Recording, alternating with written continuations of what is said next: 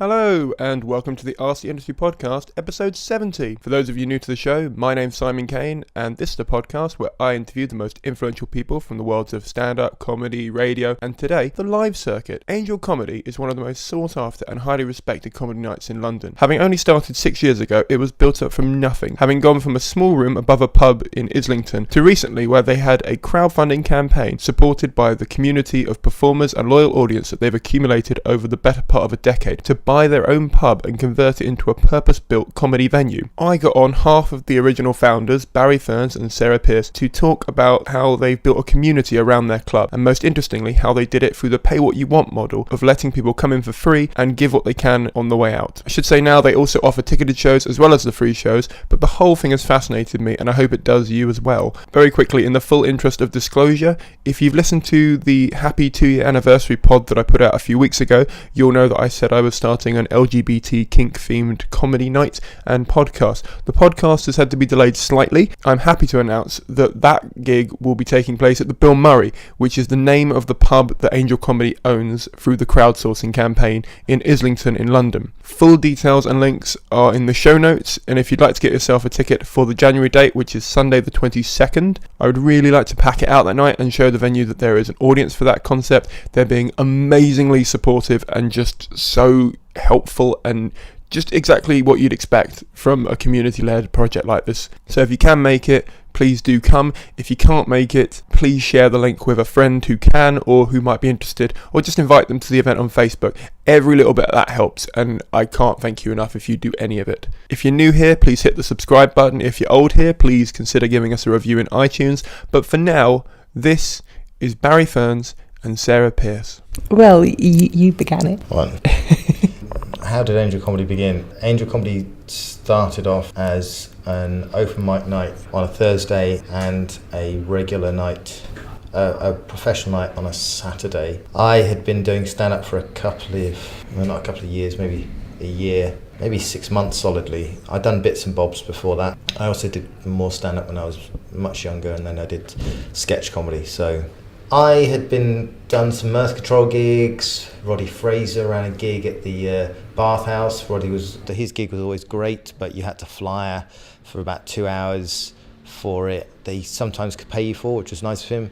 Other times it was free if he didn't have enough people in, but you'd fly in Leicester Square, often out in the cold, and because it was often cold, for a couple of hours, and it was great because it was a good thing to go and do, because you'd get an audience and that was it. The audience was gold. And other times I was going and doing Mirth Control gigs and travelling up and down the country and paying like £20 or £30 essentially in petrol money to go, and being in a car, which was really interesting. I like being in cars with comedians, it's fun. So doing all these different things and actually losing quite a lot of time and money doing other gigs. And the idea, so running a open mic gig was an interesting thing to do, but in terms of a Saturday gig, it was like I was really bored and tired of playing to an audience that were just other open micers, and that was it. So I came up with the idea to take the money that I was losing from travelling around the country and performing to no people often, or 5 people, a Mirth Control gig. I remember going to, you go to these far-flung places and there are 5 people in the audience, and, because at the time, I don't know Mirth Control's like anymore, but at the time, I think the venue would pay for the sort of comedy to be there, so the venue was publicising it, and Mirth would get a set rate, and that would pay for the comedians, and they'd get their cut. So I was losing all this money doing stand-up, and I thought, well, I'll tell you what, instead of losing all this money doing stand-up in different places and investing all this time, I could lose this money on my own terms. And so the idea was behind Angel Comedy was initially, right, what I'll do is I'll get myself and some of my friends that are doing comedy, of which Sarah was one of them. And so the idea was initially to run a gig on a Saturday night that has a paid-for headline act and some other really good new people, and the incentive for the new people is to perform in front of an audience, and the incentive for the headline act is they're getting paid, and to offer something for free in order just to get stage time. And I would rather lose £100 on my own terms and try and get an audience than lose £100 over 3 or 4 nights performing to 5 people. And that's where the idea for Angel Comedy came about. So I talked to somebody called Linus Lee about that, and me and Linus started it up, and we were in the Islington Gazette. We kind of contacted them. There's a picture of me and Linus on the front page of the Islington Gazette. And then that started out on a September in 2010. It was once a week on a Saturday, and then it got busy quite quickly. And my girlfriend at the time, Katerina Vrana, came along. She was kind of like, we talk about it, but she wasn't quite as invested. But then when it got busy quite quickly, she became involved with that. And Sarah performed at the first few and saw how busy it was and came on board then. And then we had this kind of the four of us, that was me, Linus, Sarah and Katerina, that did it for the first kind of 6 months until Linus left to go to Australia. And also because his material was a bit dark for Saturday night. Yeah, it was.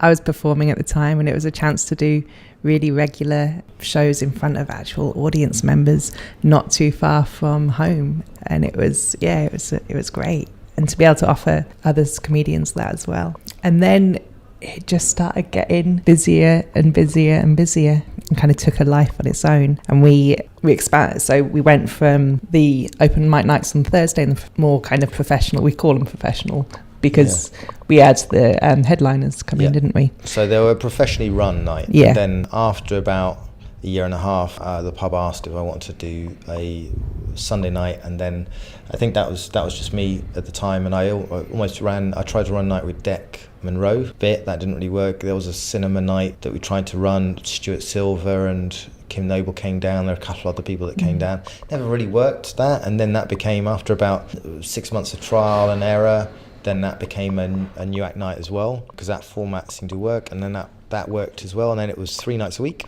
for another year. Then after about, it must have been about, so I was running pretty much just me. I mean, Sarah came down for the first little bit. I came and helped Thursdays, yeah. With someone called Rich Hutchinson as well, who was regularly kind of helping out. Like, I'd do all the booking and stuff, and then on the night you'd come down and Richard would come down. So that was like Sundays and Thursdays and Saturdays, wasn't it? And then I remember the pub asked if we could do every night. Yeah. And we kind of thought, oh, maybe we could do that, and realised that was kind of a bit too much too quick, and went to 5 days a week. Yeah. And I'm really grateful for that we took our time. And then, so it went from 5 to 7 days. Yeah. But to begin with, it was, for the first 3 years, it was those two open mic nights and Saturday night. And then it kind of, in 2013, was it 13? Yes. Yeah, it was, yeah. Something like that, yeah. I can't remember. You started 3, essentially, and you still pretty much are. And I think outside of Edinburgh, that's something that most people look at and go, how? Like, how do you make money from 3? And you do the bucket thing at the end, but how do you find that works as a model in terms of? We don't really make money from it. Like, we just wanted to do stage time. So it's not, so if people want to really become rich on comedy, then perhaps don't do the pay what you can afford model, I guess. But for us, it created such a good atmosphere. Yeah, it was our priorities were to perform in front of an audience, and what I think a lot of people that ask that question don't really understand is the mentality and the desires of a performer. Like, people often have an idea of how much money somebody's making, or like I was working as a recycling officer for the first 4 years of doing Angel Comedy.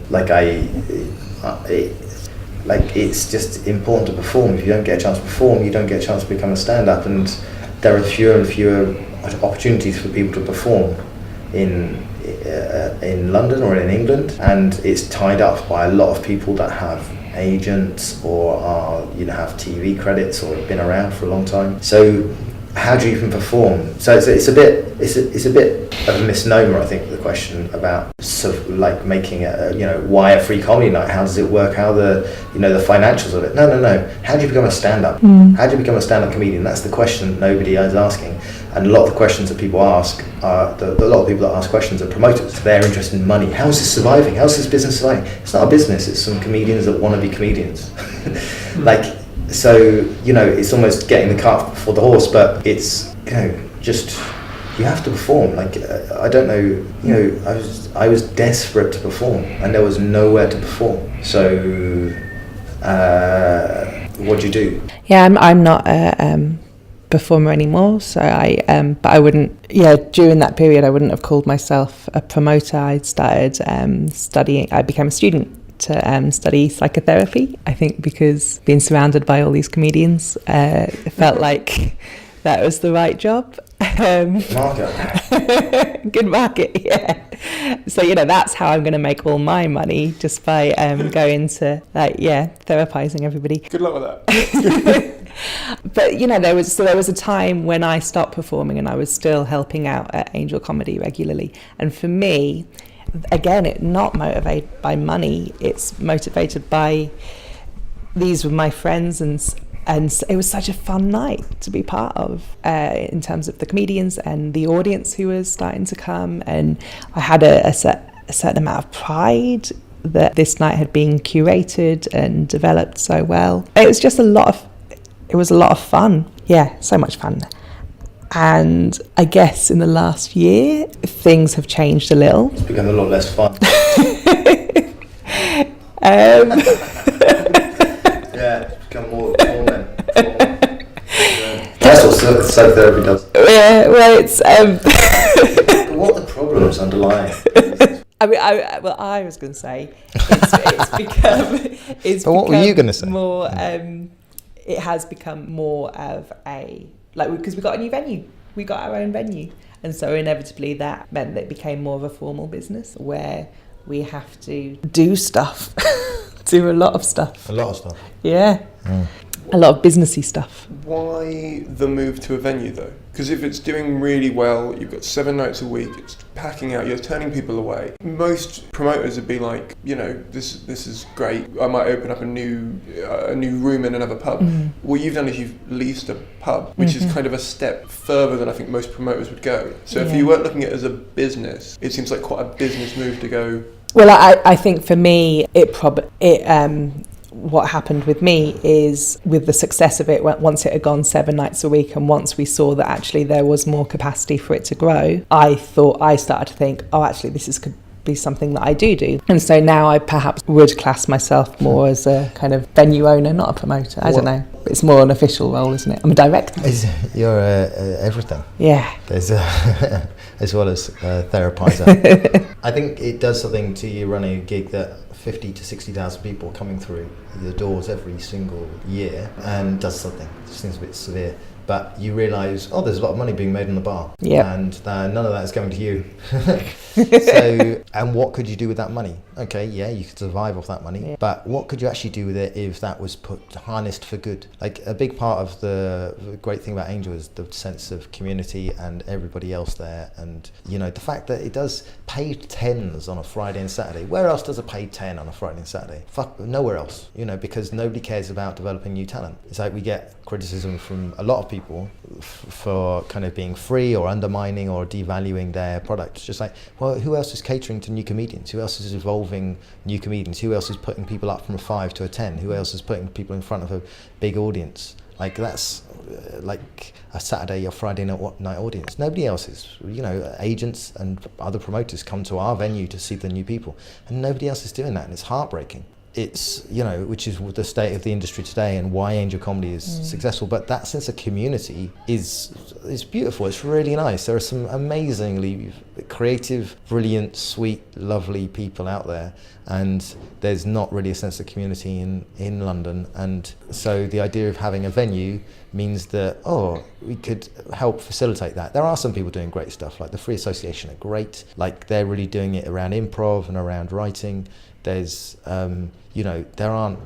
it's not just us running from our own venue, like they have their own venue, is my point. But it's just, that's why we went to a venue, really. It was really exciting. I mean, I suddenly, like last year, I had the opportunity to go from, as I said, what was basically just a hangout thing, and something that I had a lot of pride about, kind of this night, and to be given the opportunity to make it to go into our own venue, to make it into something bigger, potentially more sustainable, was incredibly exciting. And it felt like, because we were turning so many people away, and because I got so much pleasure from those nights, it just felt like, it was too big an opportunity to say no to. A lot of comedians and a few people caught up in industry, like particularly TV people I've spoken to, have said there isn't really a link between talent that get on TV and the circuit. It's like you were saying before, it's very much tied up by the production house that has it, or the agent that owns the production house that makes the programme. And it's nice to know that there is somewhere that's trying to bridge that gap. But do you ever think that gap can be properly bridged with so many, I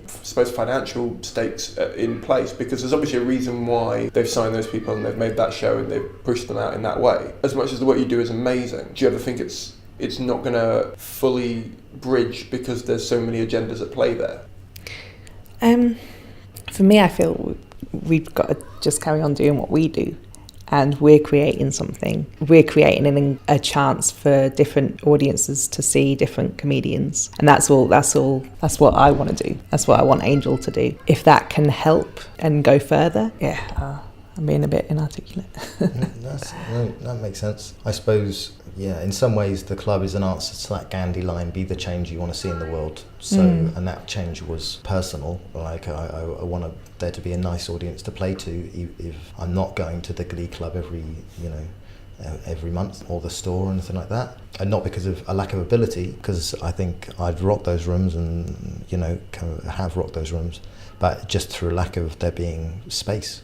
There's not enough space in the circuit. There's not enough bigger venues hiring comedians now. And I don't think that's to do with there being a free comedy night. I think that's to do with the fact that the entertainment industry is splintered and that there are people now that don't, everyone's obsessed with what's on TV. People go to tours to see their favourite comedian. They don't go to a comedy club just to see comedy. It's a lot more specific, and the whole media industry has splintered.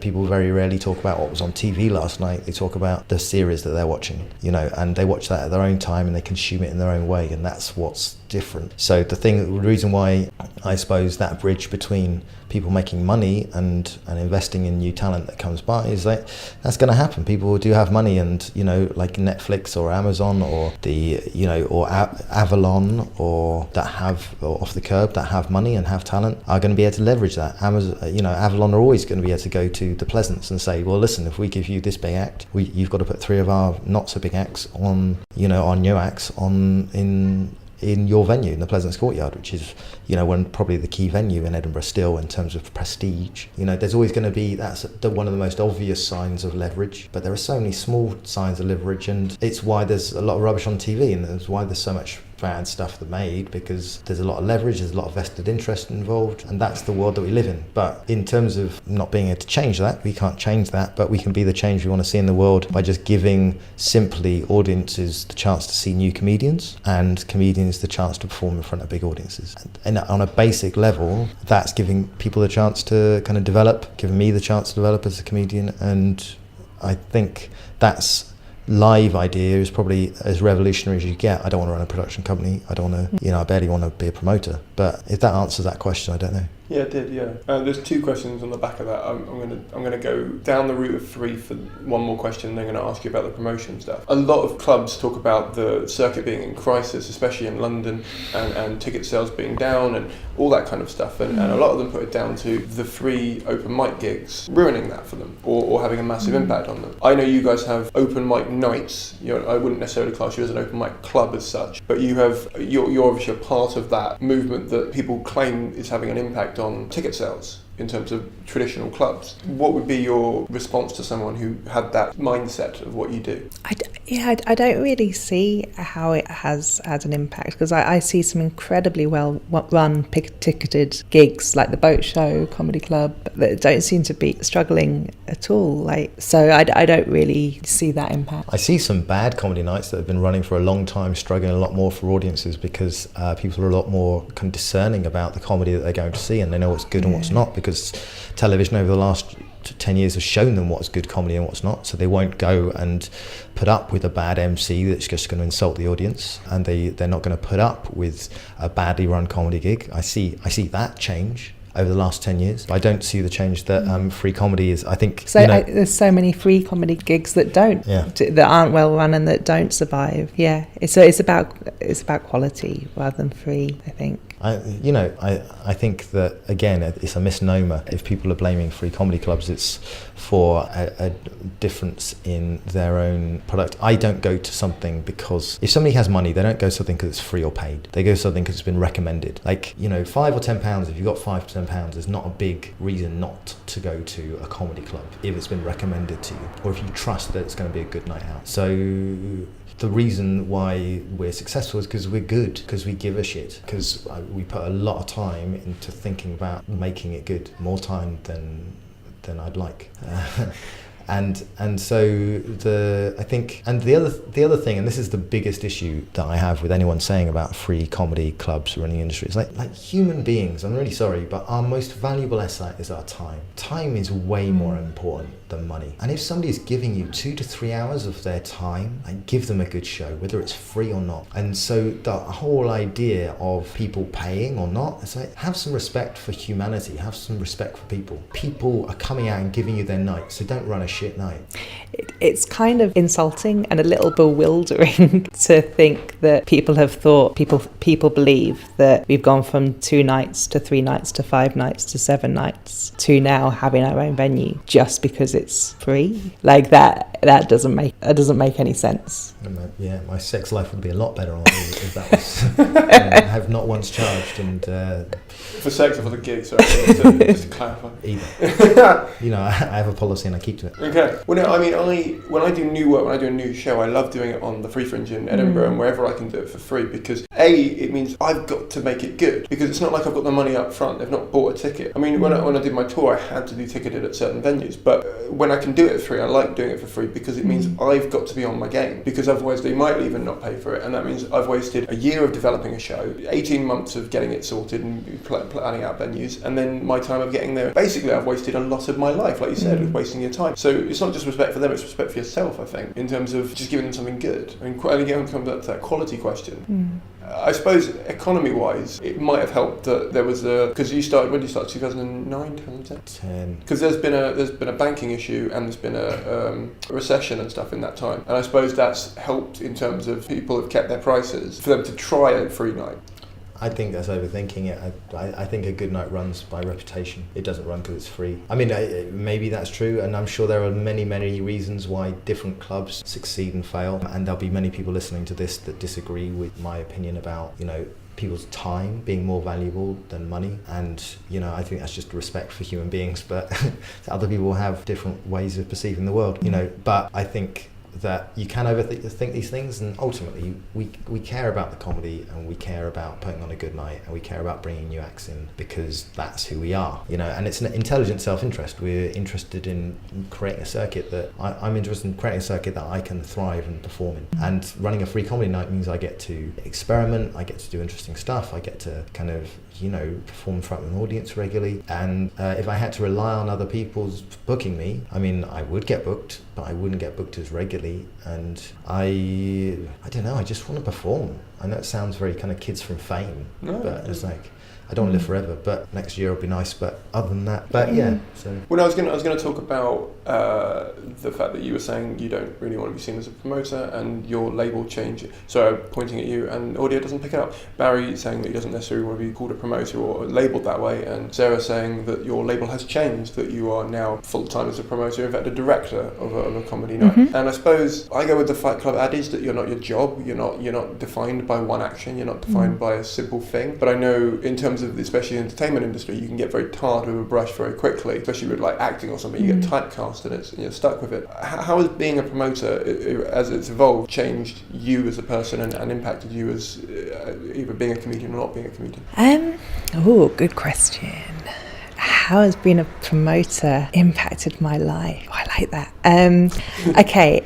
Well, so I started out performing, so with very similar motivations to Barry. And after a few years, I found the performing too hard. It's hard, Barry. I don't know why you do it. It's hard. Listen, I've got more deep-seated emotional reasons to do it. Or I say reasons, I say, / problems to do it. So... And I just found myself that I was enjoying running the nights, and any time that we'd overbooked or I didn't have to perform, I was like, yes, I get to have a drink and just hang out with my friends. over a good year of conversations of like, Sarah, you're really good. We need you to open. We need you to do this.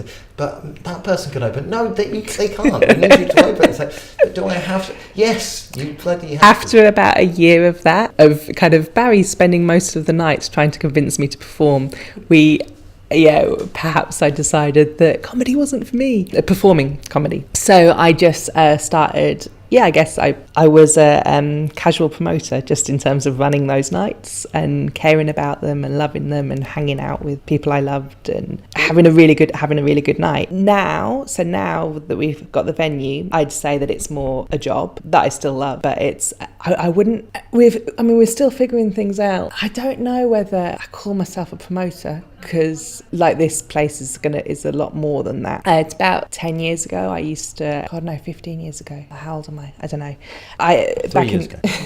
Back in Sheffield, I'm talking about a long time ago. 3.5 years ago. It's 10 years ago.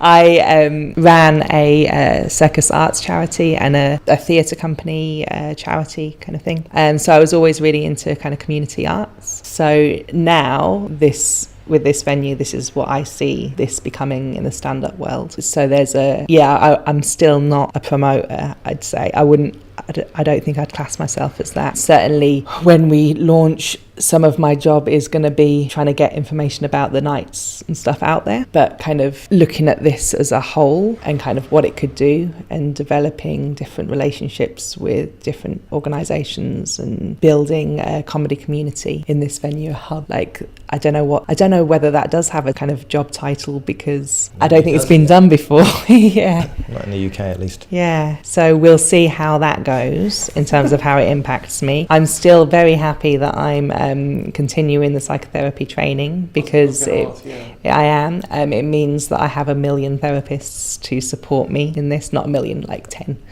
More than most. Yeah, exactly. It's great. It's just like free therapy with all my peers. So that's really good, because it's a lot. It turns out getting your own venue is a lot of work, Simon.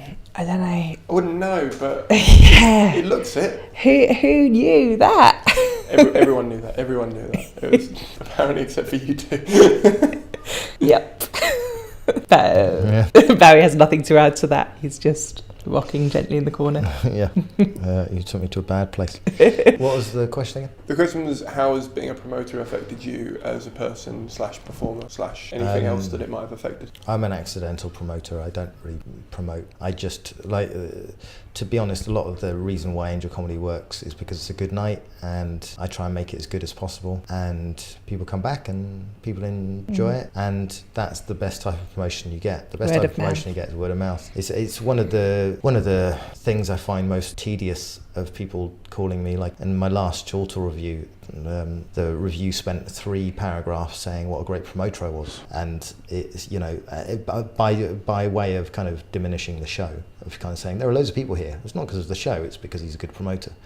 And what it missed was the amount of love and care that went into promoting the show, and like having fun with the advertising of it. And also it was good, so people came back and went other places. Like, people seem to see promotion as something different to, like, the best promotion is just being good. It's like, why does everybody like that person?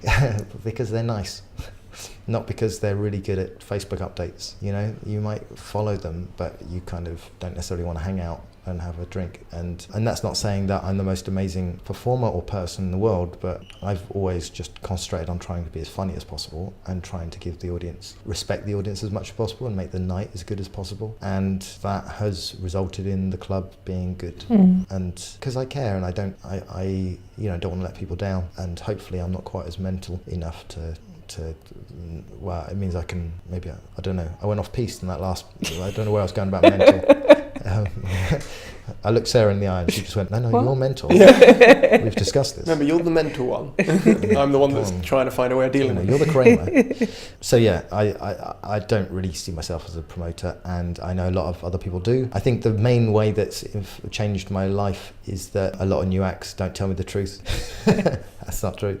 They just, they treat me with a kind of like they're a bit more wary around me because they think it's going to change the way that I see them, or whatever. But I'm not looking at like that really. But I think I can definitely see the difference between the way that they respond to me. Like somebody might be quite rude to somebody else around me, but they'll be so super nice to me, and I see that quite a lot. And that's fine. It's just it's that. So people are nice to me. I can't complain. But it's people see me as more important than I am, and all I am really is a comedian that runs a night. So, but that's nice. I mean, I suppose it's a reputation of Angel rather than, or the reputation of me running Angel. But that's probably the only way that's changed my life. Other than I took a girl to a gig one time just after I started, and I didn't like it because we broke up, and then when I went back to that gig I had the association of her being there, and I thought I'll never take a girl to a gig ever again. I'd say no, I've got problems, but I thought I'll never take a girl to a gig ever again. And then it took a year or so for me to take another one back, and I remember that one, it didn't work out either, but because I'd established myself a bit more by that point, it was a different night, people were coming over, and immediately when they found out she wasn't in comedy, I'd watch how they'd react to her rather than me, because I sort of didn't like that they would go, oh, she doesn't run a gig, or she's not really in it, so why do they matter in a way? And it's kind of like that, where it's like they still matter, they're still a person, and they're going to be watching you and judging you in about 10 minutes, so maybe don't treat them like crap. But I suppose, I mean, I don't really see many people treating people like crap at the night anyway, but I suppose you're looking at, you've got a different perspective on the night than I do. And a lot of new acts come through the club, which is just a lot of people, you know. And the majority of them, a lot of audience members as well. A majority lovely. Lovely, yeah. Everyone's lovely, isn't it? I mean, it's just thinking about audience members, like maybe we get 1 or 2 a week who are a bit dickish, but considering the amount of people, once a month, and like when that happens, we're so like devastated and like, oh, why is the world so bad? But actually, the perspective of thinking how many people are actually not even just not dicks, but lovely, and that's my experience of comedians as well. Like there are so many of you that it's bound, I'm sure there are a couple of dicks. Yeah, it's got to be. Yeah. But it's weird that the majority aren't. It's quite cool. Yeah. Or maybe, I don't know. Sunil Patel's a dick. Yeah, it's true. He's a total dick. Like don't if you see Sunil Patel and he's got this kind of like cuddly kind of Persian cat kind of thing to him, you want to give him a hug or something like that, don't. He'll take your wallet. Mm-hmm. Am I leaving that in? Yeah, you're definitely leaving that in. Yeah, I want to warn people about Sunil Patel. Seriously. Oh, this is a sincere thing. This isn't you've got a joke going and this is you adding in. No, do you know what I mean? Like, it's totally true. Yeah, 100% true. Yeah. Sunil Patel. Yeah, just don't trust him. Don't trust him. Okay, fair enough. Okay, I was going to say, because the only trying to move on subtly, but it's not working. The only time I've had a bad experience at your night was when there was a guy yelling stuff out, and you literally picked him up and carried him out. Yeah. Because he was yelling stuff out for every act, and by the end of about halfway through my set, I just said, "Look, just shut up," and then he yelled out, "Trump sucks." And at that point, you came over and just went, "We're picking you up," like literally, and you walked him out. I said, "Come on, go out." He was drunk, and I was like, "Come on, you're out. Come on, I've warned you once." And he said, "No, I'm not moving." So I literally scooped him up out of the chair and carried him out. And outside, he was like, "Oh, all right then. Well, sorry about that," and then left. Yeah. But I think it was amazing. I left stage after. I had 5 minutes left, and I left stage because I thought I'm never going to be able to top that. That was such a great moment that everyone was cheering and laughing. The first time my parents ever came to Angel, what happened? I think you were up in Edinburgh, and there were like these 3 massive lads. Like at the back, just heckling people, which never happens at Angel. And in front of my parents, I had to remove them. It was, so weird. I had to try and say, this doesn't happen all the time, because I think they were a bit worried for my safety. But I did it like a pro, got them out. Yeah, got it. A lot of comedians start nights to trade spots essentially when they first start out, because it's a lot easier to, if you've got a commodity to play with there. Did that ever come into account? Have you ever lost gigs as a result of being promoters when you were gigging or now? Or have you ever found that because you wouldn't trade spots, you lost out on nights or anything like that? So for me, when I was performing, it made it harder for me to want to perform elsewhere, because like I got used to Angel. I got used to performing in the Camden Head Angel, and I got used to that room, so everywhere else felt really difficult. But I never so that's one of my memories from back then in terms of other gigs and there, but I never really got into the whole tit for tat swapping thing. Yeah, I generally, if somebody's nice and they want to come and perform, they can come perform, and then if they're nice, they'll give you a reciprocal gig. I think I think initially, maybe the first 6 months, because I was running the New Act nights myself, like the booking side of it, then I think there was some reciprocalness in the first kind of couple of years. But again, it's just if somebody's nice and they can come perform anyway. But yeah, so I think again, it's all about performing. It's like that opens your opportunities to perform. So yeah, absolutely. But it's not solely that. It's more of a rare case that somebody else is running a night anyway.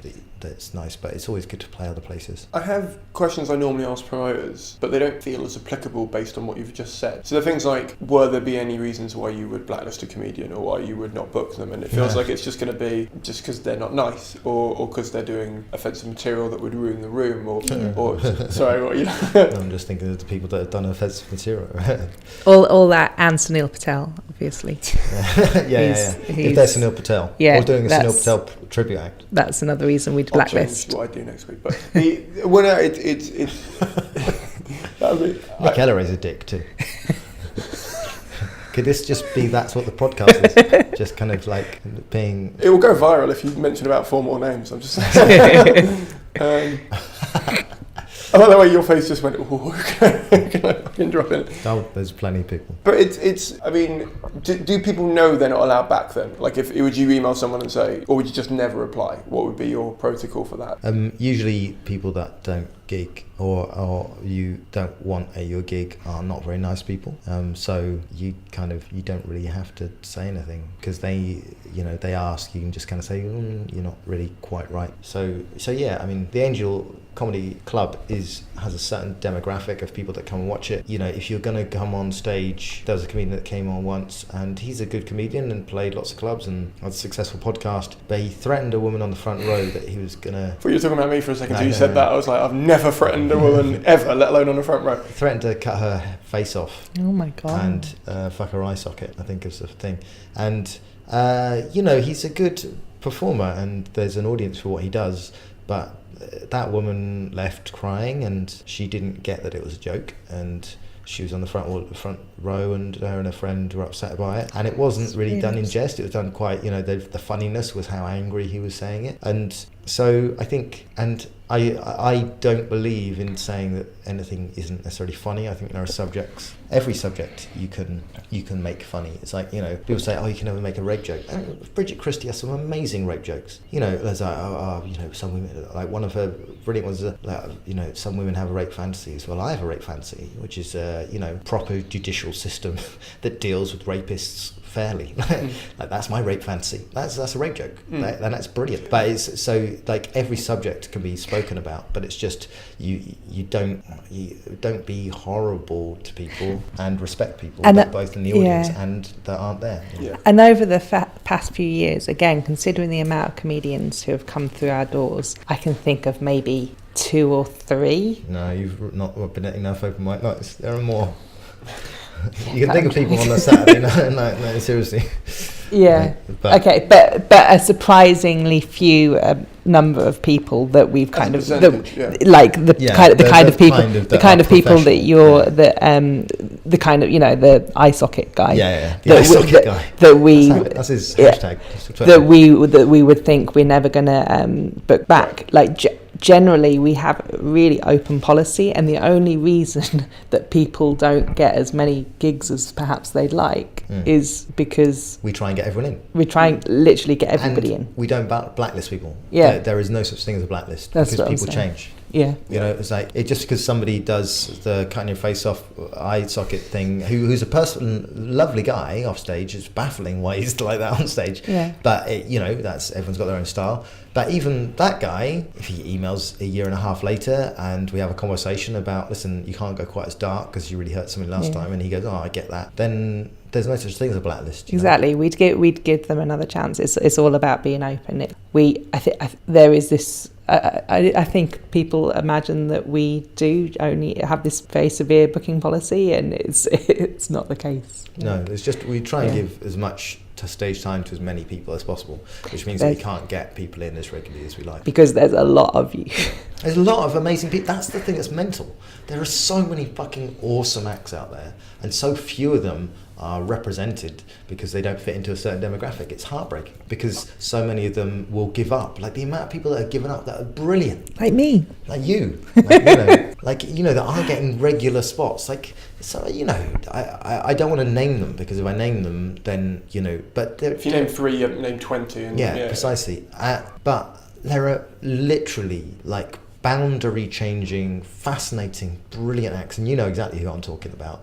The people that can alchemize a room, change a room, make people feel like special that they're at that gig. And those people are not picked up because they're not as consistent, or they can't fit into a little box that somebody has, or they haven't won an award and been different. Or, for every John Kearns, there's 20 other people that are as different or as good and yet didn't quite kind of have the circumstances around which that allowed them to be that successful. And what I love about running a night though is that for that moment we give audience members the chance to experience those acts that you're talking about. Yeah. So true variety. Yes, yeah. And that specialness. So I mean, I guess I'm relating to an earlier question that you had about kind of the industry and going further and what success is, but for those moments, there's success and there's specialness.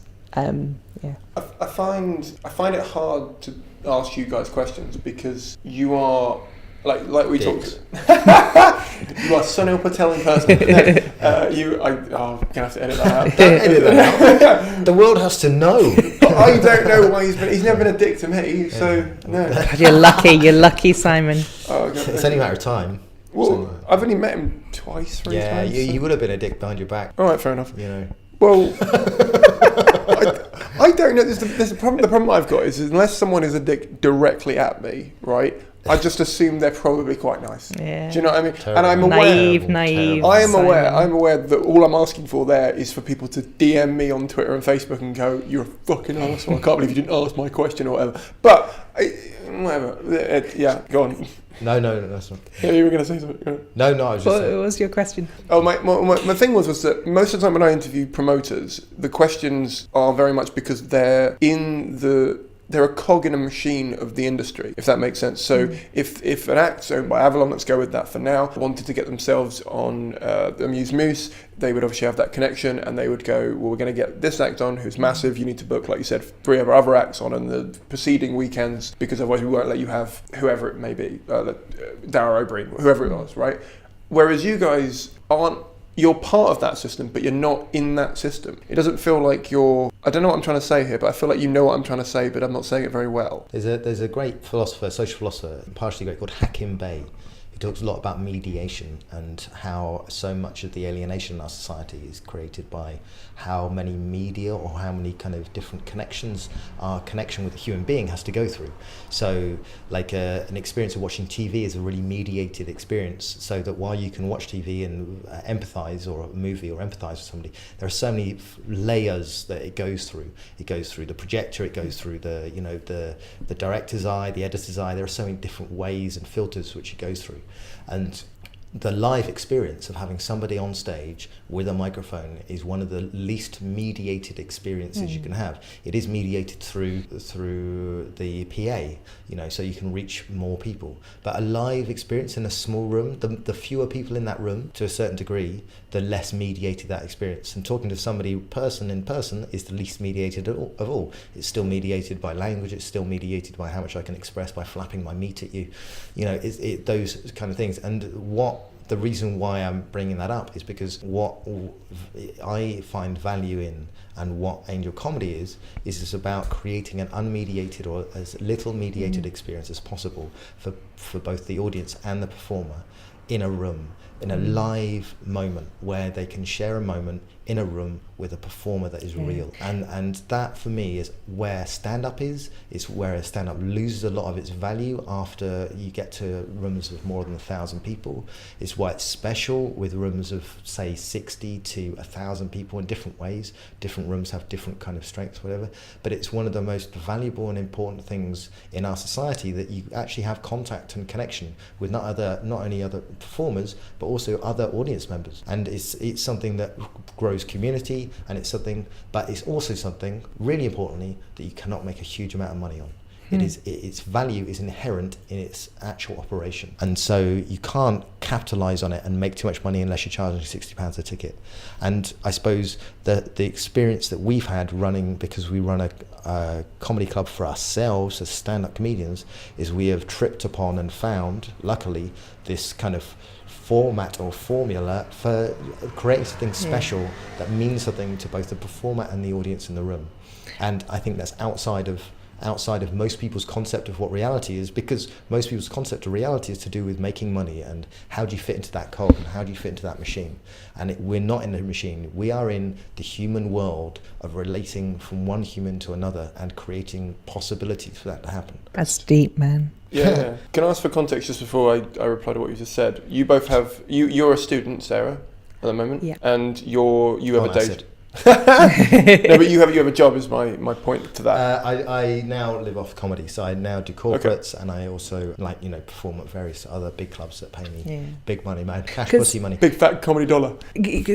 Sorry, I was really struck by what you were saying there, Barry. I think that sums up a lot for me, kind of what Angel is about, and also why my other passion is psychotherapy, because it's about connection and that one-on-one thing is what I get. Like, I was hungry, Angel gave me a taste and I wanted more. To go back to what you were saying about, like, it's almost like if we had an agenda to invite agents to come and see acts, like that would change the essence of what we were doing, the simplicity, the purity of it. God, I'm sounding like a bit pretentious now. But I say fuck pretension, because pretension is just what how someone perceives it. No, but pretension is the word that cynics put on somebody actually expressing themselves honestly. And I love Josie Long's line of what's the value in being cynical in the world? Like, you get to the end of your life and you know what? I didn't enjoy any of it. Get me now. It's just a lack of not being vulnerable. And we were talking before mics about personal issues and connection, and I've spent a lot of time in the last year struggling to talk to new people and have relationships, because I've been questioning whether you can ever know anyone, whether the filters that people build up and the media they take in and the fact that I can only perceive a small amount of what they are because of the way they're expressing themselves to me and my filter on what I receive from that. I'm not sure. So the fact that you have that, but from a larger point of view of what you're doing here is amazing to me, because I often don't feel like you can ever fully know anyone unless you were that person. There's a great book called Viktor Frankl's Man's Search for Meaning, which I recommend anyone read. It's about his time in the concentration camps in Auschwitz, and it's like whatever has meaning for you has meaning for you in that moment, and connection is about finding meaning in connection with other people. I love how Sarah's sitting there analysing us both, just looking at the floor going, I wish I had my notepad. I'd make a bloody fortune. But it's where I agree you can't truly know what it's like to be another person, but where the magic happens is where these two separate people, whether that's a therapist and a client, or two friends, or two strangers, or an audience and a comedian, where the magic happens is where these two separate people meet, and that's what the connection is, and that's where it gets magic. I'd agree with that. It's a vulnerable state to be in. It's terrifying. From an audience member, which is why I was thinking about this the other day. Why no one ever sits in the front row? They're perceiving that as the most vulnerable, because they're in the line of fire to be vulnerable with someone who's put themselves in a position to be vulnerable in front of them. It's terrifying for comedians, it's terrifying for audience members, it's terrifying for psychotherapists and for clients, and for two strangers who meet each other for the first time. Like, actually meeting each other in their truth and their vulnerability is really scary, and there's a lot of risk, but there's also a lot of payoff. You can definitely listen to Brené Brown on I love her TED Talk, on TED Talk, and I I'd absolutely echo what Sarah said. And I also think the idea of self is really, we live in a society that really heightens the notion of the individual. You look at the height of what you can do in this world, and it drives consumerism, and everything that's capitalism is to find your unique talent and express that within the world. And I just think that's, to be honest, it's like our own conceptions of who we are just our beliefs. They're just who we think we are, and who we think we are is it's beside the point. Who we are is right now. And that's the thing that we all strive for, to find our unique talent, to express that, and to make a lot of money from it. And actually, I guess what we've been talking about is very different to that. If you remove the money element of something, would you still do it? Is the question that I like asking people, especially in comedy at the moment. And a lot of we did. Yeah. No, but a lot of performers, like you said, their main aim is to get on TV or to get a lot of money out of it and do that kind of stuff. And I'm, oddly enough, reluctantly enjoying my day job at the moment, because as much as I'm doing better than I've ever done on stand-up, and I'm getting booked in more places than I've ever been, I wouldn't at the moment want to make it my full-time thing. I would, if someone turned around to me tomorrow and said, we'll pick you up as an agent or make it your full-time thing, I'd have to really consider it. But at the moment I'm liking that it's not, because it means that when I pick the gigs I'm doing, which I can do at this stage because I have the luxury of the fact I have a day job, it means that I enjoy what I'm doing a lot more. And I'm hoping to follow that through, but I don't know if that'll work because we all do stuff we're not happy with doing just because we need money as well. Exactly, and I do understand that, of course we've all got to pay bills, so there's no judgment on those kind of questions, which is a bit disingenuous, because I feel like we have been judging a little bit, haven't we? Who have we been judging, apart from Sunil? Mainly Sunil. Money You're giving him a lot of airplay for someone you don't like. The thing is, though, you say we've been judging, we all live our life by our set of beliefs, and at the moment the social system that we live in believes that money is the most important thing that you need. It's we're all dancing to that drum, and that's very out there, and you can't swim against the tide. It's very difficult to even ideologically within your own head swim against that tide. So, and we're manipulated to swim against that tide, but not in a kind of conspiracy theory way. It's just the way that society works. But I suppose the reason I'm saying that is because I think that a lot of people that look at Angel are seeing it through the prism of money and the money machine, and that's fine, and it is part of the world, and you do have to survive, and that's really pragmatic. And I guess I've never been pragmatic. I'm somebody that that has never been pragmatic. I'm a professional idiot as a job, So, yeah. Well, I had a couple of questions on community, because it's a good sitcom. It's more specifically your community. Okay. What were the milestones? First of all, you started as an open mic thing, and most people start open mic things literally, like you said, for stage time. But it feels like you branched off in a different way to most open mics, where their main focus is just getting people in the door every week, and it's not building a relationship with them. It's not building that community feel to mean they would tell their friends, and then their friends would come, and maybe they'd come with, or they'd come back another week. Was that a conscious effort on your part? Would that organically come out of this ethos that you've been talking about? And what were the milestones involved in making that community continue to grow? I think it was organic. With a lot of work, but I think it was organic. People one of the things that came up for me in that question is a lot of people like to ascribe kind of pride or intentionality to what happens in their life, and I think that anyone who is in any place is so there by luck or chance. About it's like where you were born, what you ended up doing, where the open mic gig you started running was. There is so much luck and opportunity. You can't. There wasn't an intention to create a community. Wasn't an intention to do anything else other than to get stage time, and it was just lucky, really. And I think luck is 90% of it. It's like, you've got to then use that 10% of you've got for marginal gains and try and make it work. And if you haven't got something good, and so the meaning didn't kind of drive it. The meaning is kind of like, I try and be a good person. I fail a lot of the time, but. Yeah. I remember it really surprised me when I started hearing about Angel comedy being talked about outside of our circle. It still surprises me when people see it. So, it's really weird. I was like, you got a friend of mine was saying, oh yeah, my work colleagues love Angel. And I was like, cool. What? How did they know? So that kind of surprise tells me that perhaps I'm not the most intentional of promoters, but yeah. Yeah. Okay. Organic is the answer to the question. I'm not going to bother answering the follow-up then, because it's pretty much answered by that. I'm going to ask you the quick-fire finishing questions. Quick-fire for me, you take as long as you like. First of all, aside from the one you've already recommended, are there any books that you would recommend on stand-up comedy, radio, writing, any of that kind of stuff? I feel a bit on the spot. I feel like I haven't read anything ever in my life now. What, comedy-wise or ever? Ever. I did an English lit degree first. I can't remember a single book. I've been getting really into David Sedaris recently after you gave Masood that book. Yeah, Naked's a good book.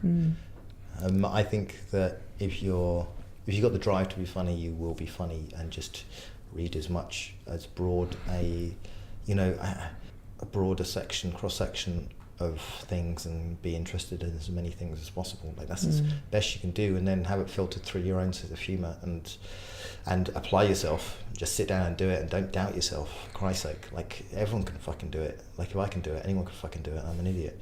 And you definitely will doubt yourself. Yeah, and that's the biggest. I mean, yeah, you will. Who do you think is the most underrated person in the comedy industry? Sunil Patel. He's fucking awesome. He's one of my favourite acts.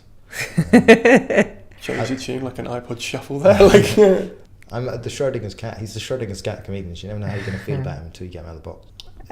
Underrated person in person. It can either be, well, I always keep it vague, so it can either be an industry person or a comedian, however you want to do it. Barry. Sarah. not me, Barry. Oh yeah. Barry Cryer. Barry Cryer, yeah. Another lonely Barry. I think the most underrated person is probably somebody that we don't know. Like if they're rated, you kind of know who they are. I mean, there are people that do great work. I mean, what I find interesting is those people like Bob Slayer, who's a really good self-publicist, but also I know certain things about Bob's personal life, and I know that he's actually a really good person, despite how he might appear sometimes. Like, he's a lovely guy. Yeah, and genuinely, but he wouldn't publicise those things. There are certain people that I know that are really well known, and I'm not going to name drop, but some of the things that I know that they've done have been stunningly moving and supportive of those people around them. I suppose so I don't know, I think there are a lot of people that do a lot of good things that we don't hear about. I thought about something else actually. MCs, I think, are really underrated. Good MCs. Yeah. The ability to MC is like, we still have audience members coming out and saying to the MCs, "Oh, you should give stand up a go." Nobody ever says that to me. If anything, they say, maybe don't bother next time. No, they just say, just keep MCing. You don't worry about doing it. But yeah, like MCs, I think are underrated. Okay. Really good ones. What do you think is the biggest problem in the comedy industry, and how would you go about solving it? Sunil Patel. Yeah. I don't know. How would you solve him? How do you solve him? Yeah. I don't know. It's got to be. He's going to cut his face off and go fuck his iPod. What happened if you shaved him? Maybe shave his. Could your final question always involve you asking somebody, what do you think of Sunil Patel? I can add it in if you want. When I asked, Beck Hill submitted a question to Kate. She's Karen. another dick. I'll agree with that. She is totally the worst. Isn't she? No, she submitted a question to Karen Corrin that was, who is your favourite comedian named Beck Hill? which I thought was a great starting question. So if you want, I can always ask, who is your least favourite comedian called Sunil Patel? Biggest problem in the comedy industry? I mean, yeah, I don't know. I think things you can get quite, our human brains really like to make things black and white, and it's very efficient. Evolutionarily, it's really efficient. It saves us energy and saves us time to be able to know one thing and know that's a problem. And I don't really like thinking in modular terms in that sense. I mean, I don't know if Daniel Kitson still thinks this way, but one of my favourite lines from Daniel Kitson is, if I come to a conclusion about something, it just means I've stopped thinking about it, which I really like as a notion in which to live your world, because truth is impermanent. There's no such thing as absolute truth. We've Buddhism. Yeah, well, Yeah. It's Buddhism, but it's also it's in a lot of it's them. relativism, it's postmodernism, it's within underscores a lot of other communities, a lot of the philosophies. But my point being is, like, what is the biggest problem in the comedy industry? I think there is no problem in the comedy industry. I think the comedy industry is a beautiful, amazing thing. It that just works. is.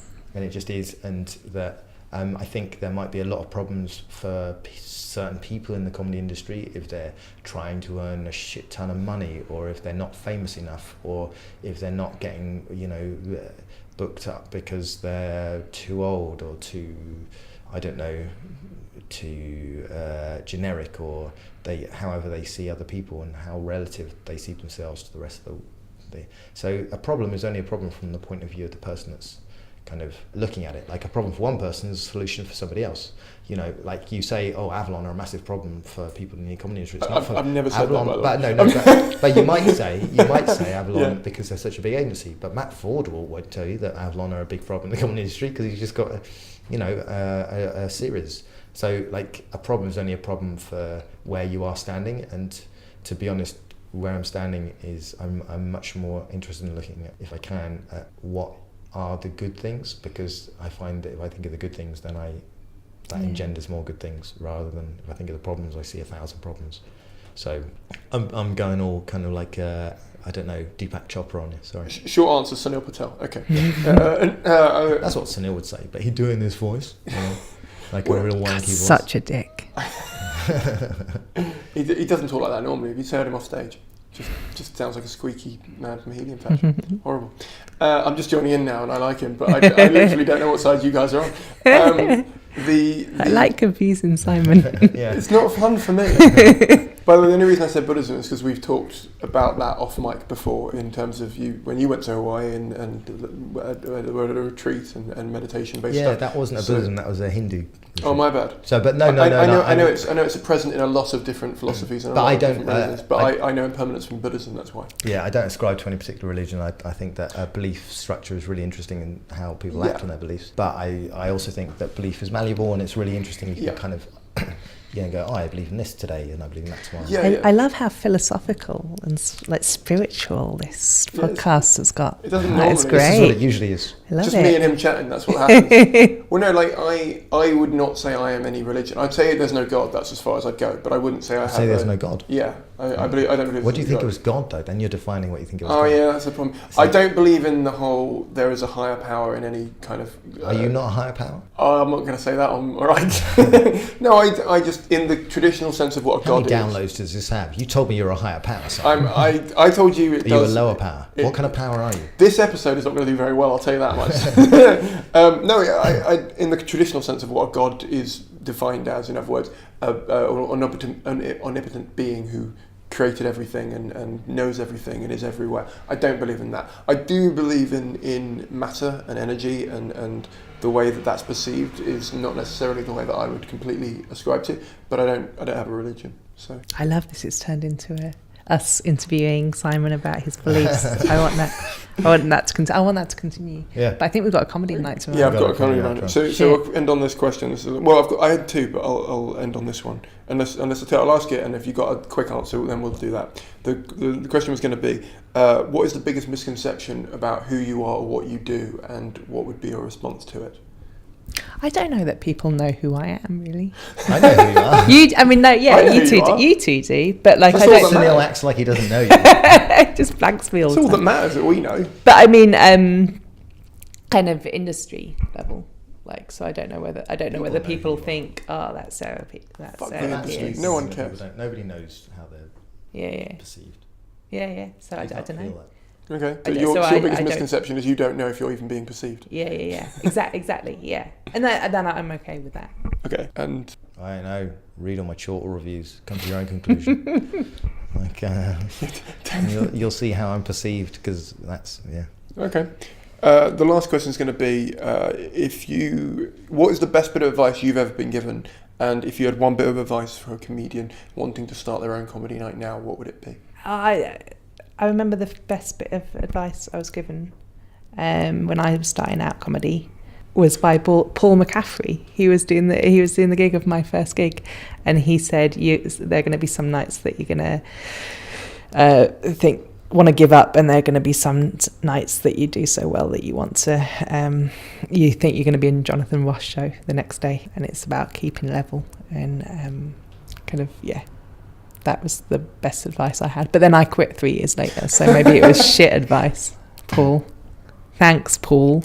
There's the Jonathan Ross show side of things. It was around the time that Jonathan Ross show was cancelled, actually. What if Paul knows? Paul's worse than Sonno. My God. The question was biggest bit of advice. The best bit of advice you've ever been given. And by the way, it doesn't have to be a bit of advice you've ever used, because a lot of people go, that's a great bit of advice, I never fucking use it. Mm. And then what would be one bit of advice you would have for someone who wanted to start their own comedy night now? I don't know whether I've been given any advice. It's funny, when you're a new comedian, you ask everyone, what do you think about this? Did that go? You're seeking advice, and really the only thing you can do is write and take risks on stage and fail and get up and fail again, fail better, as Samuel Beckett said. But I think people are often looking for a larger solution or a larger end game, like that's where I want to end up, and ultimately all you've got is this particular moment right now, and are you doing what you want to do in this moment? Are you doing everything you can?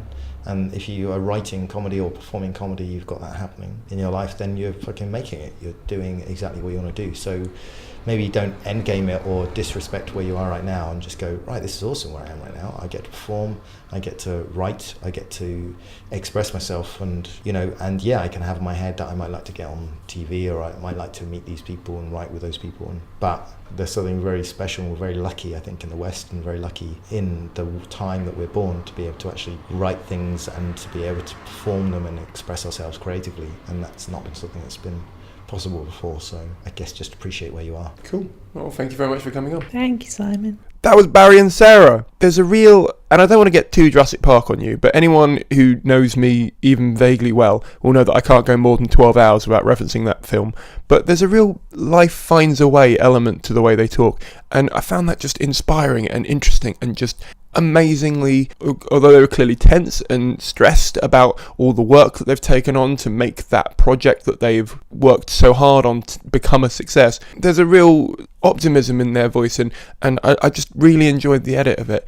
I personally believe time is the most valuable thing we have, and it should be much higher up the chain than money than it already is to some people. And their ethos and my ethos about doing comedy and doing stand-up for the performance and for the right reasons, or for the reasons that we think are right, really, it was just great to have a like-minded conversation about that, and to play devil's advocate for people who are maybe cynically looking at the way the free model works in London, or even the free model in general. So I really enjoyed that. I should point out that free is not the only option, and it shouldn't be the only option. It's just one that happens to have worked for them, but it happens to have worked for them because they've built this community, and they've invested in people, and they've put their time into something that they can be proud of at the end of the day. I want to thank them for giving me the time to talk to me and to take part in this project. As I said, time is the most valuable thing we have, so the fact they gave me a few hours of theirs is amazing, especially at a time where they were still building and constructing the venue and putting it all into place for the big launch that happened a few weeks ago. If you'd like to thank them, you can find their social media links in the show notes or on the website, or if you just Google Angel Comedy or the Bill Murray or the Bill Murray pub, probably was what to Google better. Best name for a pub ever, by the way. Love that name. If you Google any of those things, you should be able to find them, and you can just send them a thank you. Please do take a moment to do that if you've got any value out of this podcast, because it's important to do that. That goes for all the guests, by the way. If you've got value out of any of these podcasts, send me something if you want to, that's great. But if you are sending me something saying, I really love this guest, please also send it to the guest. I pass it on most of the time, and it's amazing when that happens. It happens maybe once every couple of days, and I love it. But it's a case of please do tell the guest as well, because it's important that they know that people are valuing what they're doing and their contribution to this project as well. Personal highlight of this for me was the speech Barry gave at about the 40-minute mark. It was just an honour to edit that and to listen to it over and over and over and over and over again. Just neither of them were aware of the questions ahead of time, as always, and so their answers were off the cuff, and a lot of the things he said were just things I've always wanted to say, but in a much more succinct way. And so it was just great to have that. I might even just clip it and put it somewhere so people can listen to just that if they want to, because it was just great and well said. So kudos, Barry, if you're still listening to this, kudos. Also, why are you listening to your own podcast? Find that weird, don't you? As I mentioned at the start, my new concept night is going to be taking place at the Bill Murray in Islington in London. It's an LGBT and kink themed comedy night, and I'm really excited. I'm doing this with a friend of mine who is not a comedian but is in the comedy industry, who has got a lot of experience in booking nights and sorting out the marketing for them. And yeah, we're both just very excited about the project and the way that it's moving. And it's on the 22nd of January. You can still buy a ticket. It's in the show notes and on my website and on the website for the podcast. Just everywhere. Just look up Queer as Jokes. That's the name of the night. It will be the name of the podcast when I manage to get that off the ground. It's just slightly delayed because of the amount of other commitments I've got. If you can't make it, please do share the link with someone who you think can. Also, if you'd like to learn more about the free economy and how to build an audience around what you do, my book is on sale. Cheap plug here, but it's great segue, Simon. Solid segueing. Don't know why the BBC haven't rung me yet to ask you to do some voiceover work. My second book, How to Make a Living by Working for Free, is now available on Amazon Kindle for £5, or you can buy it in a paperback format on my website, which is simoncaine.co.uk/shop. You can find those links in the show notes for this podcast, also on my website. Any and all support in that area would be amazing. That book is a how-to guide for artists on how to build an audience for what they do using free content online. And so links into the ethos for this podcast, but also the methodology that they've used. And I think you get loads of value out. If you've enjoyed this episode, I think you'd really enjoy the book, but I'm biased on both those things, so take what you want from that. Thank you very much for listening. Thank you very much for subscribing, and thank you very much for sharing or coming to the event if you do. Thank you very much for supporting me in any way that you do, whether that be coming down to the event, sharing a link to the event, sharing a link to this podcast, or buying my book. I will see you all in about 15 days' time. Bye.